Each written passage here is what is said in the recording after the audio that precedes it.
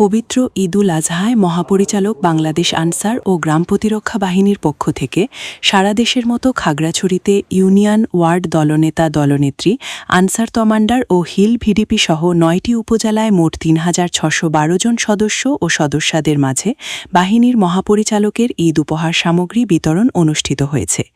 খাগড়াছড়ি থেকে বিপ্লব তালুকদারের প্রতিবেদনে দেখুন বিস্তারিত। সকালে খাগড়াছড়ি সদর উপজেলা আনসার ও ভিডিপি কার্যালয়ের আয়োজনে অফিসার্স ক্লাবের হলরুমে এ ঈদ উপহার সামগ্রী বিতরণ করেন মোহাম্মদ আম্মার হোসেন বিভিএম, পরিচালক Khagrachari answer battalion ৫ BN.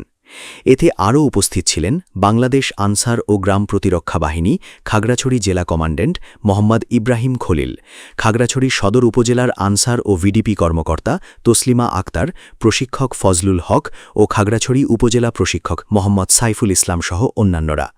Khagrachari সদর উপজেলা ৪০৭ জন আনসার ও ভিডিপি সদস্যদের মাঝে ঈদ উপহার সামগ্রী বিতরণ এবং পুরো খাগড়াছড়ি জেলায় ৩,৬১২ জন সদস্য ও সদস্যদের মাঝে বাহিনীর মহাপরিচালকের ঈদ উপহার সামগ্রী বিতরণ করেন।